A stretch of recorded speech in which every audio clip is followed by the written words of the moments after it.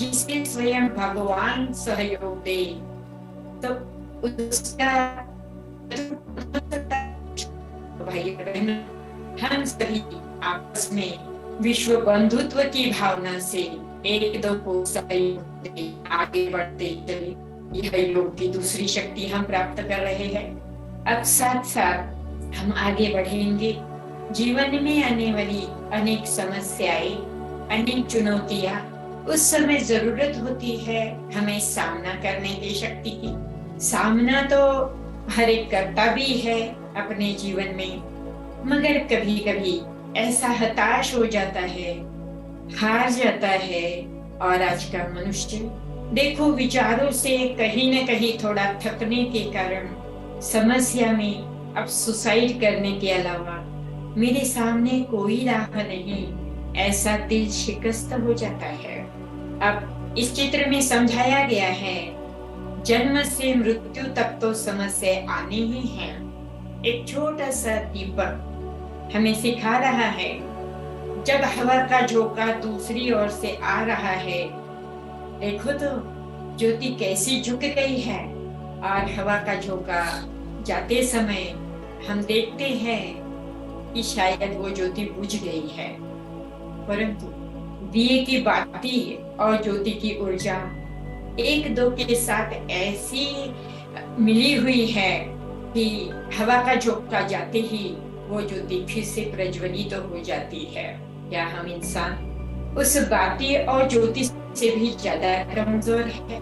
और जिस भाग्यवान आत्मा में साथ ना, यही अपने अंदर सामना करने की शक्ति धारण करना है, निश्चित हम अपने टेंशन से बच जाएंगे। परमपिता परमात्मा से बुद्धि योग लगाने से हमारी बुद्धि एकदम स्थिर हो जाती है। आगे की चौथी शक्ति की तरफ हम जा रहे हैं, निर्णय शक्ति। देख रहे हैं हम निर्णय शक्ति की जगह तराजू का सिंबल रखा हुआ है। तराजू में हम देखते हैं दो बल्ले हैं, अपना परिवार, अपना कार्य क्षेत्र। इसमें कर्म करते समय आई हुई अंदर बाहर की समस्याओं के कारण हमारी मन बुद्धि रूपी कांटा विचलित हो जाता है। और निश्चित जहाँ ज्यादा बोझ होगा, बुद्धि रूपी कांटा वही झुकेगा ना। अब हम समय अनुसार पहचान गए हैं कि आज की परिस्थितियां कलयुग के अंत की है, और इस समय हमें अपने शक्तियों को संग्रहित करने के लिए आज की परिस्थिति का आकलन करना होगा। अब क्या करना है इसके लिए, तो बुद्धि रूपी कांटा ऊपर इशारा कर रहा है। कहाँ से आए हैं? अपने घर से। और कहाँ जाना है? वापस अपने घर। अच्छा, क्या लेकर आए? धन संपत्ति, मित्र, परिवार सब यहाँ ही लिया, सब छोड़ेंगे भी यहाँ ही। जाएगी हम सूक्ष्म चेतना आत्मा अपने घर। तो क्यों न समय के अनुसार हम अपनी बुद्धि को साफ और स्थिर करके सर्वशक्तिवान के साथ का अनुभव कर, उसकी मदद का अनुभव कर सही निर्णय ले। और निर्णय लेते समय कहा जाता है, दूर दृष्टि होकर ही निर्णय। मात्र वर्तमान का फायदा देखकर निर्णय लेंगे तो शायद वर्तमान फायदा हो भी सकता है, परंतु आगे चलकर हमारे सामने कोई ना कोई कठिनाइयां आ सकती है। तो दूरदृष्टि तो हमारी बनाई है परमात्मा ने। हम आत्मा, हमारा तीसरा नेत्र खुल गया है आज। हम अभी तक सुनते हुए अपने आंतरिक दृष्टि को और भी साफ स्वच्छ करके और फिर निर्णय ले। आज और कल नहीं, आगे तक, जन्म जन्मांतर तक ऐसा कोई कर्म मैं ना करूं जिसे मुझे पछतावा करना पड़े। तो ये निर्णय शक्ति भी हम इस योगाभ्यास से हम बढ़ा सकते हैं। अब चलते हैं, अब तक की 4 शक्तियों के कारण हमारी बुद्धि में बहुत कुछ स्पष्टता आ जाती है, और स्पष्टता आने से सब स्पष्ट दिखाई भी देने लगता है। तो आगे की शक्ति है परखने की शक्ति। जैसे सुबह हम नहा धोकर तैयार खूब करते हैं स्वयं को, तो आईने में देखते हैं ना, और कहाँ कहीं दाग है, मुझे कहाँ जाना है, उस हिसाब से हम अपने आप को तैयार करते हैं। इसी प्रकार जैसे एक जवेरी हीरे को परख लेता है, क्या सही है क्या गलत है, कौन सा असली है कौन सा नकली है, और फिर भी वो जानता है कि अपना हीरा कैसा भी हो, लेकिन उसकी वैल्यू वो परखी ही जानता है, जवेरी ही जानता है। तो क्या हम अपने जीवन के महत्व को पहचानना हमने शुरू कर दिया है ना? तो अब अपने आप को पहचान कर अपने गुणों का और अपनी शक्तियों का ऐसा प्रयोग करें ताकि दुनिया किसी भी रीति से चल रही है, लेकिन अब मुझे क्या करना है।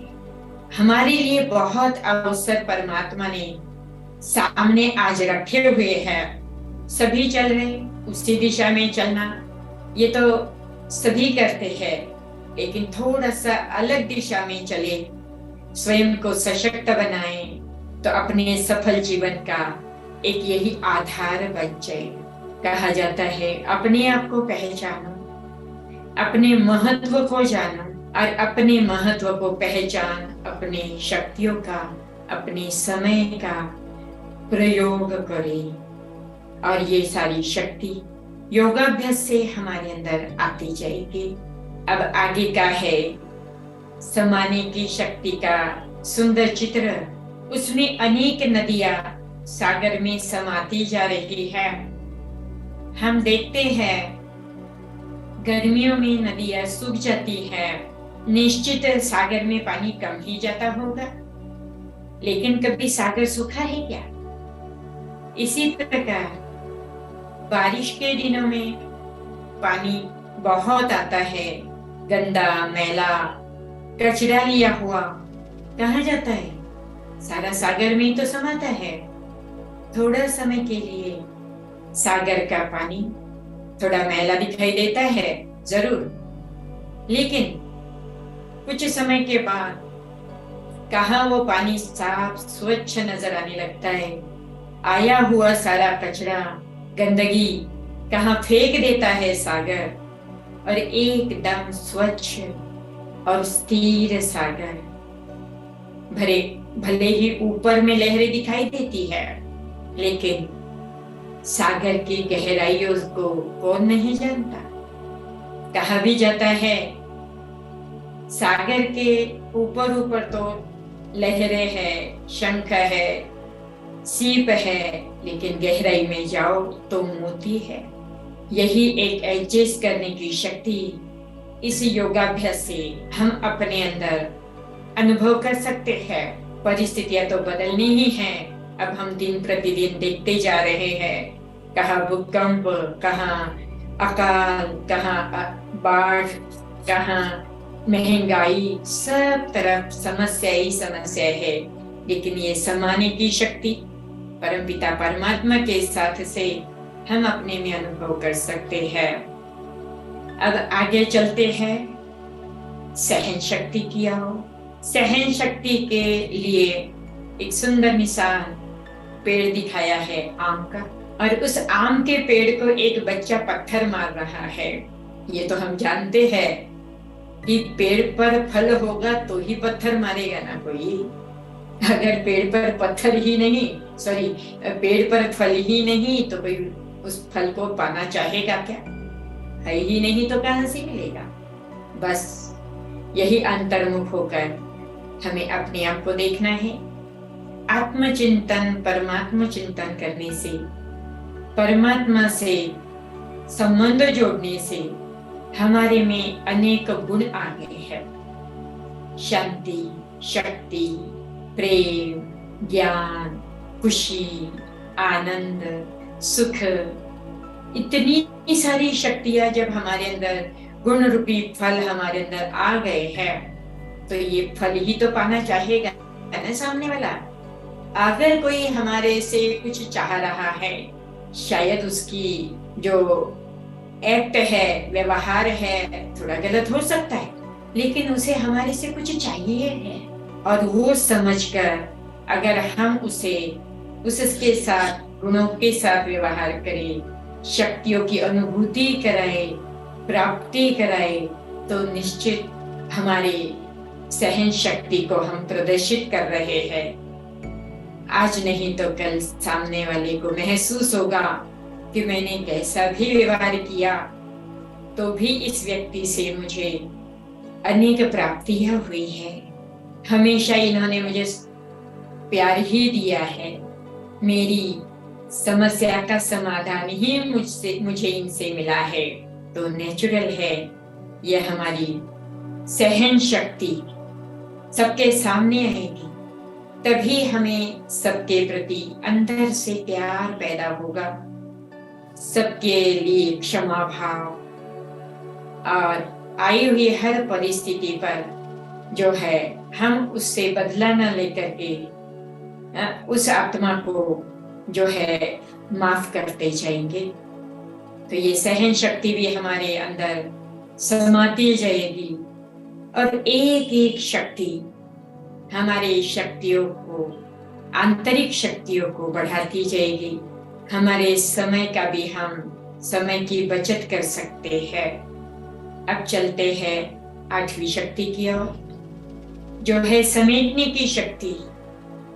अभी हमने समझा कि समय बहुत थोड़ा है और इस थोड़े समय में हमें अपना गृहस्थ व्यवहार, कार्य क्षेत्र, जो भी कोई चुनौतियां हैं, बाहर की, समाज की परिस्थितियों की, आर्थिक रीति की, इन सब का हम सामना करते हुए, सब में से रास्ता निकालते हुए हमें आगे बढ़ना है। कहते भी है आए हैं और जाना है, तो जब जाना है तो जाने की तैयारी भी तो करनी है। तो ये अष्ट शक्तियां हम अपनी जाने की तैयारी करेंगे। माना जैसे जाना है, हमारी ट्रेन है 8 बजे की, हम ये नहीं कहेंगे कि 8 बजे मैं तैयार होने लगूंगी, ट्रेन मेरे लिए रुकेगी तो नहीं ना। बस हम 7:30 बजे तक प्लेटफॉर्म पर खड़े हो जाते हैं, ट्रेन की राह देखते हुए कि बस सामने आ जाए और हम चढ़ जाए। बस इसी रीति से कौन सी घड़ी कैसी आएगी हम नहीं जानते, इसीलिए कार्य करते हुए बस समेट लो। कहीं भी अटकने के बजाय मात्र कर्तव्य करते हुए साथ साथ थोड़ा डिटेच। जैसे हम देखते हैं नर्स पेशेंट की सेवा करती है, मगर कितना भी अच्छा पेशेंट हो, उसकी ये चाहना नहीं होती है कि पेशेंट हमारे हॉस्पिटल में सदा रहे। नर्स का यही भाव होता है, डॉक्टर का यही भाव होता है कि पेशेंट जल्दी ठीक हो जाए और अपने घर पहुंच जाए।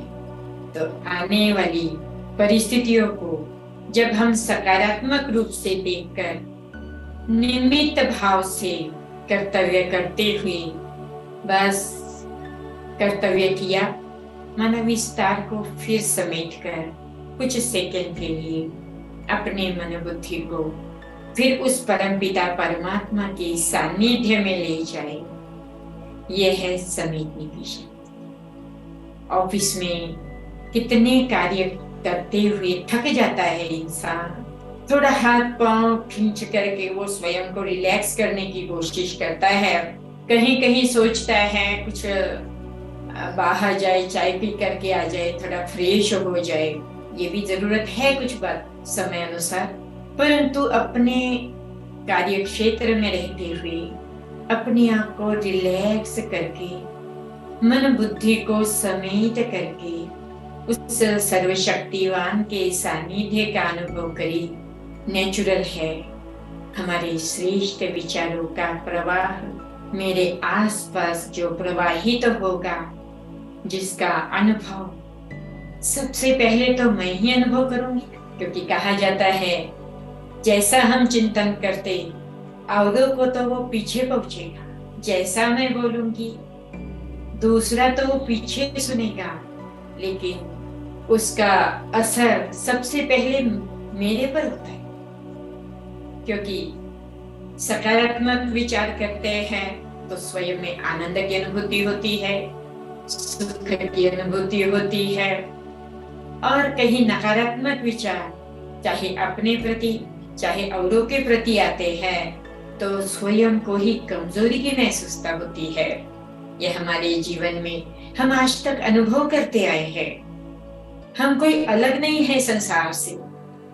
इस संसार में सभी मनुष्य आत्माएं इस परिस्थितियों का सामना करते हुए जिसने कुछ अलग किया, कुछ करके दिखाया, वो महान बना। कहा जाता है महान आत्मा, तो महान कैसे बना? समस्या तो उनके भी सामने थी, लेकिन उसने उस समस्या को अलग दृष्टि से देखा। जैसे हम इन शक्तियों को अपने जीवन में अपनाने की दृष्टि से हम सकारात्मक चिंतन कर सकते हैं। सामने से अगर किसी ने कोई विपरीत शब्द बोले, शायद मेरा मन विचलित भी हो जाए, लेकिन अब मेरा साथी जब भगवान है और उससे मुझे सब प्राप्तियां हो रही है, तो अब मैं किसी देहधारी से प्राप्ति की अपेक्षा कितनी रख सकती हूँ? हम कहते भी है जितनी व्यक्ति है उसकी शक्ति अपनी है, उसका दृष्टिकोण अपना है। शायद वो बात उसके दृष्टिकोण से सही भी हो सकती है, लेकिन मैं अपना जीवन जैसा जीना चाहती हूँ, तो ये आई हुई परिस्थिति मेरा सामना करने की शक्ति बढ़ा रही है। हो सकता है ना ऐसा? इसी के लिए मेरे सामने ये परिस्थिति आई है। कहा जाता है मैंने भगवान को जो मांगा वो मुझे भगवान ने नहीं दिया, भगवान ने मुझे चुनौतियां दी। इसलिए ताकि मैं अपने अंदर की शक्तियों को बढ़ाऊं, उस चुनौतियों का सामना करते हुए अपने विचारों को ज्यादा से ज्यादा शक्तिशाली बनाऊं, सकारात्मक बनाऊं, ताकि जीवन आनंदमय हो जाए। कहा जाता है देखा तो समस्या और समझा तो आगे बढ़ने का साधन। होता है ना ऐसा? जैसे गाड़ी खड़ी हो जाती है तो गाड़ी को चलाने के लिए हम शुरू में किसी को धक्का लगाने लगाते हैं कि भाई थोड़ा धक्का लगाओ, गाड़ी शुरू हो जाए तो बहुत अच्छा है।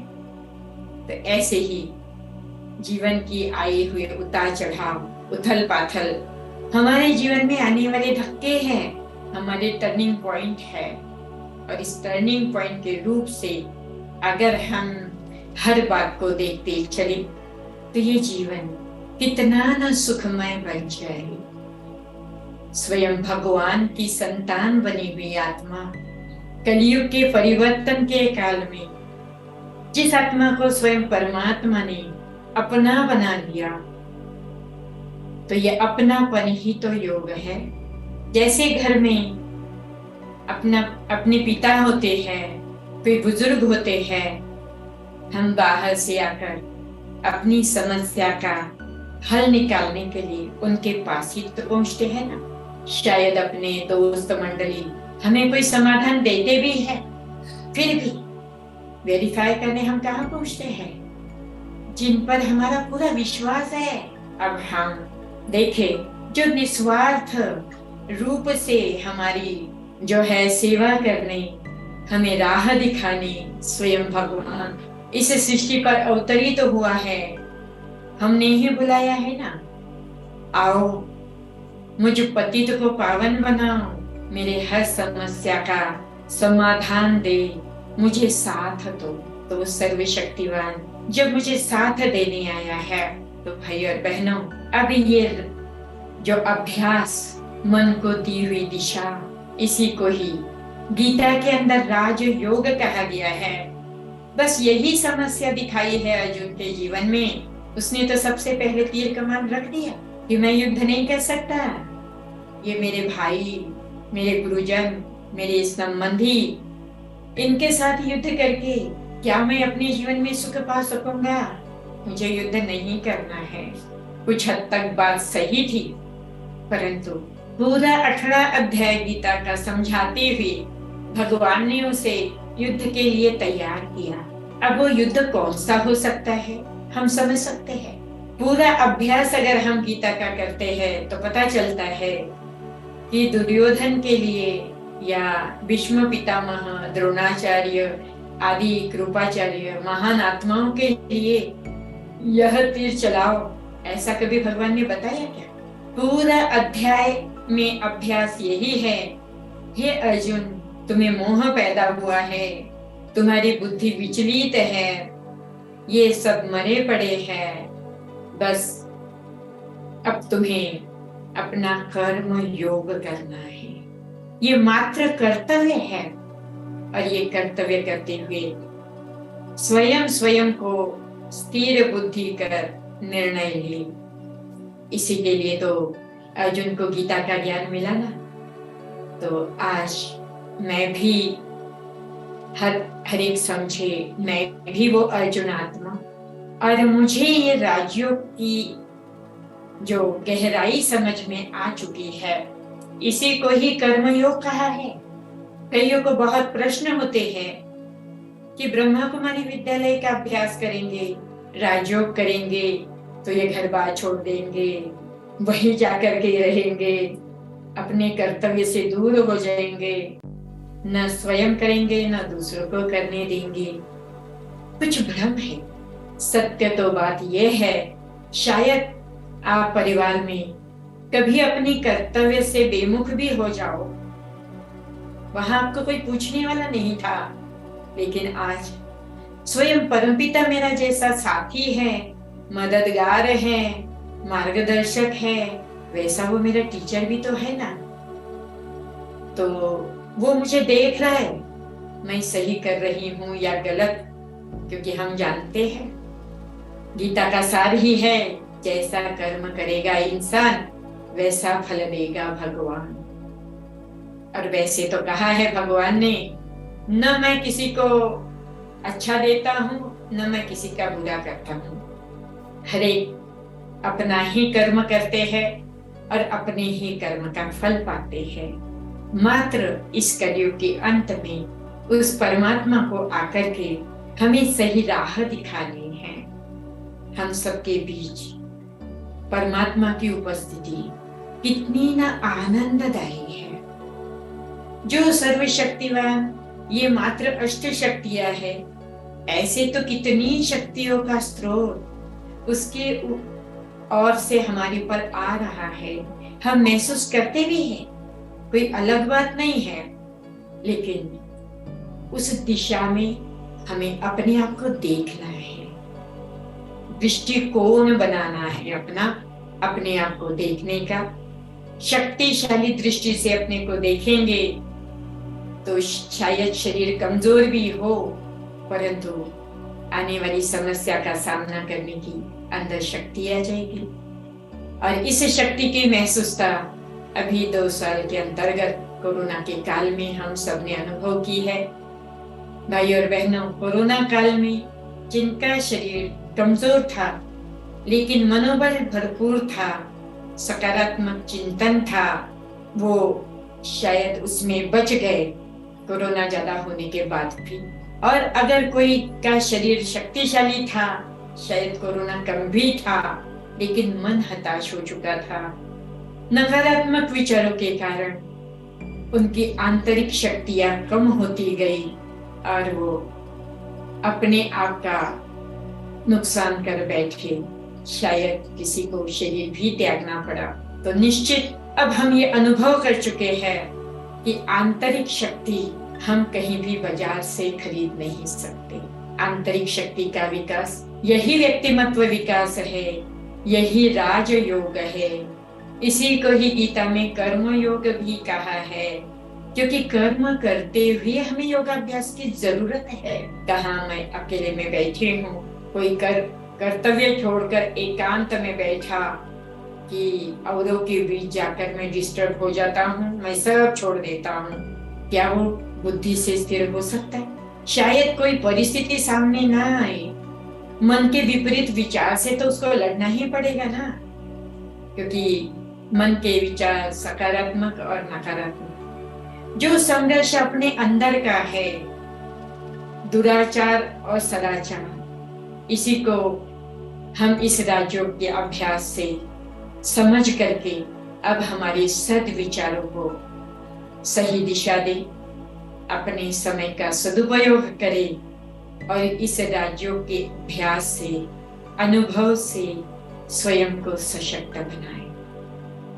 तो चलो कुछ समय के लिए हम अपने आप को, बुद्धि को स्थिर करते हुए राजयोग का अभ्यास करेंगे, क्योंकि विचार यही बुद्धि योग है।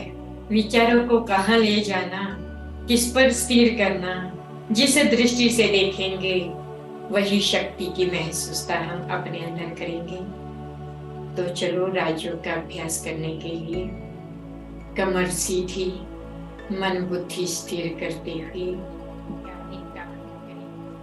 उस पर पिता परमात्मा की ओर गीते शब्दों पर ध्यान देकर उस दिशा में चित्र निर्माण करें। आत्मा का कर्मेंद्रियों पर राज्य, मन को स्थिर करते हुए आत्मा अनुभव करें। भ्रुकुटी के बीच विराजमान मैं चैतन्य सत्ता आत्मा, मुझ आत्मा का सर्वशक्तिवान परम पिता परमात्मा से अब संबंध जुड़ा है। वही मेरा माता पिता बंधु सखा बन सारा दिन हर कर्तव्य में मुझे मदद करता रहता है। शांति सागर परमात्मा की संतान मुझ आत्मा पर शांति की शक्तिशाली किरणों का प्रवाह आ रहा है। महसूस करें, मैं आत्मा शांति की अनुभूति कर रही हूँ। मेरा तन और मन शांति की शक्ति से भरपूर हो गया है। मेरे आसपास का वायुमंडल भी शांति की शक्ति से भरपूर है। मेरा यह शांति का प्रवाह चारों तरफ फैल रहा है, दूर दूर तक हमारे खेती के पेड़ पौधों तक भी जा रहा है। मैं शांत शक्तिशाली आत्मा, शक्ति सागर की संतान, मैं शक्तिशाली आत्मा। शांति।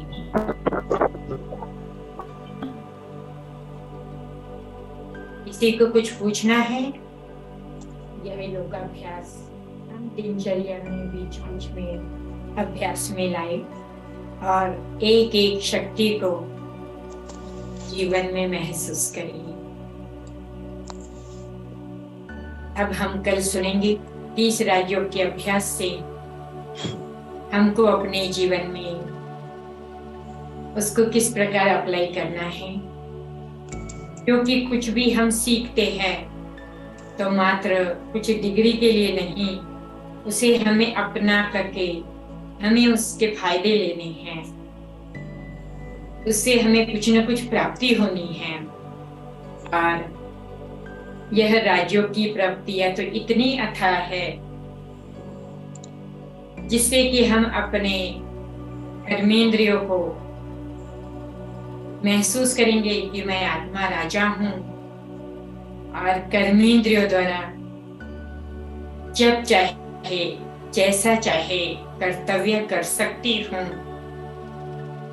और उसमें थकावट की अनुभूति भी नहीं होगी, क्योंकि निमित्त भाव होगा ना। परंतु उस दिशा में अपने विचारों को ले जाने के लिए और गहराई में जाएंगे कल। ओम शांति। ओम शांति। ओम शांति। ओम शांति। ओम शांति। ओम शांति। ओम शांति। ओम शांति। ओम शांति। ओम शांति। ओम शांति। ओम शांति। ओम शांति। ओम शांति।